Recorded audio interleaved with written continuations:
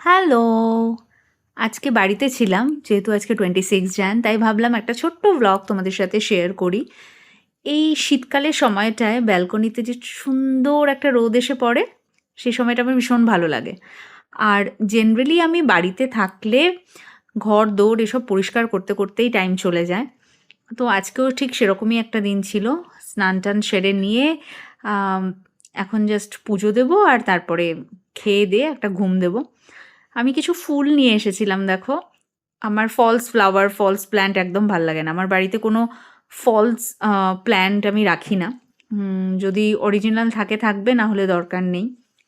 আর ঘরের চাদর-টাদর সব চেঞ্জ করে, সুন্দর করে পরিষ্কার করে রেখে দিয়েছি আজকে। তো আই এম ফিলিং হ্যাপি। এবার আমি যাচ্ছি ঠাকুর পুজো দিতে। এটা আমার পুজোর জায়গা, যেটা তোমরা সবাই জানো, দেখেছো। জয় জগন্নাথ! একটু দর্শন করিয়ে দিলাম জগন্নাথ ঠাকুরের। আর এই প্ল্যান্টারটা আমি সেদিন কিনেছি ফ্লিপকার্ট থেকে। এটাতে আরও গাছ রাখবো। এখন খালিই আছে বিকজ মিকির এক্সাম স্টার্ট হচ্ছে। এখন আমি এগুলোতে আর কনসেন্ট্রেট করছি না। এখানে রাখবো গাছ। আপাতত ছোট, ছোট কিছু প্ল্যান্ট রেখেছি। আর সেরকম কিছু রাখিনি।